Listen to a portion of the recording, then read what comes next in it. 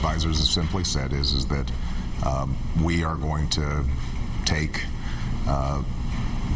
media as it comes, and if media is operating basically as a talk radio format, then that's one thing, and if it's operating as a news outlet, then that's another. But it's not something I'm losing a lot of sleep over. The White House says it's at war with Fox News, and President Obama, as you can see there, isn't pulling any punches. Conservatives are crying that it's un-American to attack a news organization. I don't think the president is attacking the news. If you need proof, take a look at this clip from Media Matters.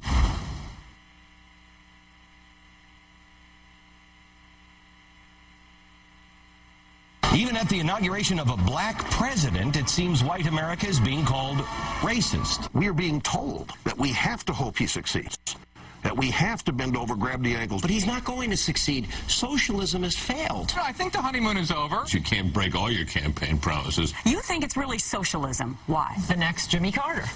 Barack Obama was elected mostly by black, racist, and white guilty people. End of capitalism as we know it, Bill of 2009. We're starting to look at fascism closer towards socialism, closer to communism. How do you quantify whether or not your country is socialist? Dangerously like socialized medicine. It sure feels like open season on capitalism in D.C. Well, the president pitches and the Dow dives. Sounds like the honeymoon is over. I feel like President Obama is just saying, you know what?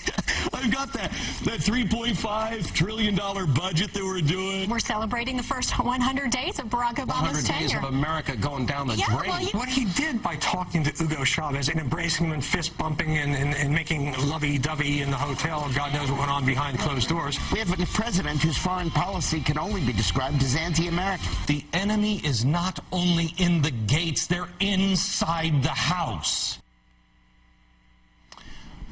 Now, all of that before the White House responded. Joining me now is filmmaker Robert Greenwald. He directed the landmark documentary Outfoxed.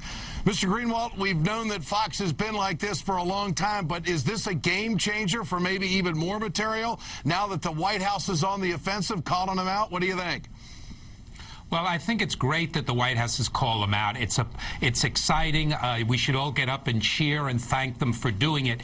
Because remember, Ed, the crucial thing with Fox News has always been not the people who watch Fox, but every other news organization except for yours that has in the past picked up the lies, picked up the distortions, and amplified the message that Fox is trying to drive out there. With the Obama administration calling them out, I hope and believe it will be harder for the other news organizations to play follow the leader.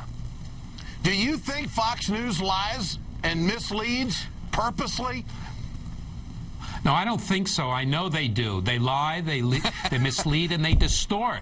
It's not a question, and it's factual. Media Matters has made it clear. The News Hounds has made it clear. At our Fox Attacks Online, you can see it over and over and over again. And again, we must be very clear. This is not going after an individual reporter. This is an organization that in its DNA is committed to propaganda and one point of view and one point of view only. They had 22 different clips covering the health care debates. Every single one of those clips covered people who were opposed to health care reform.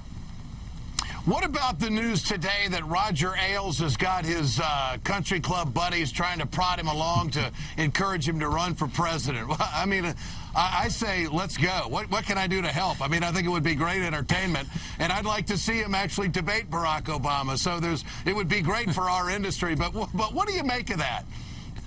I think you and I should join up to be his co-chairman to start the campaign right now. Get him off of Fox and into a debate with Obama. That would be truly an event that would be paid per television. You know, what it makes clear, of course, is his political agenda, in case there's a doubt in anybody's mind. And by the way, shame on Tapper from ABC for coming to the defense of Fox and claiming they are a sister network. That's absolute nonsense, and I think we should let him know that. And I also want to call out to Move On, that's doing a great job raising the issue and saying, you know what? They have a big petition out there saying we don't think any Democrat should go on Fox until Obama agrees to go on again. Well, you know, there's another thing here, Mr. Greenwald, is that people believe what they hear and what they see. And the lies that Fox throws out there and the documentation that you've done in Media Matters, I come out here in the heartland and I'll do some pheasant hunting and I'll run into people. I mean, they are reciting this stuff as if it's gospel. Like, well, I heard it on Fox. It must be true. I mean, look, you know, I don't come here on this program distorting anything, but if you don't believe or like what I say, you can obviously make a content judgment, but don't let me be your only source of information. Fox is just constantly driving home what they believe in, and they don't care about the facts. But the thing is, the consumption by some people out there who are just novice news consumers that catch a couple of minutes and then they drive it home between their ears like, well, gosh, that must be the way it is. What do you think the best way is to fight that? Have the White House come out and go after them big time? What do you think? Absolutely. I think the White House is doing the right thing because now there's a response. When people say, well, Fox News said, then we say yes. But the White House and others are very clear that Fox News is an arm of the conservative and the Republican Party. We never have had that before. You know, when we did the Fox film years ago, it was a dream that one day we would be hearing the president and his advisors talk this way. So I think we need to do everything we can. And again, Ed, I can't emphasize strongly enough, you know, the folks you may see when you're hunting, we may or may not be able to reach them, but damn it, we've got to be able to reach everyone else and the other news organizations and encourage them to stop and knock it off when they pick up a political propaganda talking point from Fox.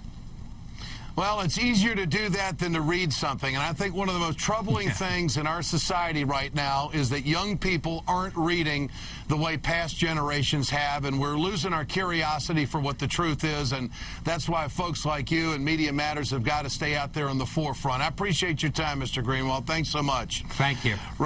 You bet. Robert Greenwald with us here on the Ed Show tonight. For more, let's bring in our panel. Bill Press, nationally syndicated radio talk show host, and Michael Medved, radio talk show host and author of the book, The 10 Big Lies About America. Gentlemen, I want to start out with this. This is coming from NBC's First Read on Fox viewers.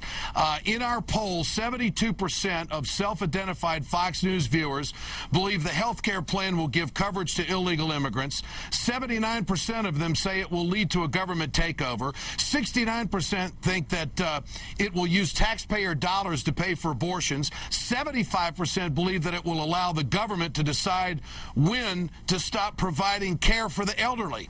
Bill Press, why are their numbers so high if their facts are so terribly wrong?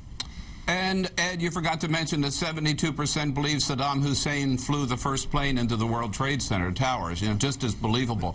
I'll tell you, Ed, I think it says a lot about the Fox viewers. I mean, they just, you said it. Look, Fox News is right-wing talk radio on television. That's all it is, and the people watching or the people listening, they just swallow that stuff. They don't think about it. They believe it because it's on Fox, and that's pretty dangerous. Michael Medved, you're a conservative talk show host, but I do believe that you're a guy with integrity. I don't believe that you lie to your audience. I do believe that you have got an... you try not to? That's good to know. But I think that, you know, you're on the wrong side of the issues, in my opinion, but you're a good guy. What do you make of Fox News? Do you think they lie? Do you think they twist the truth? Do you think that they're on an agenda?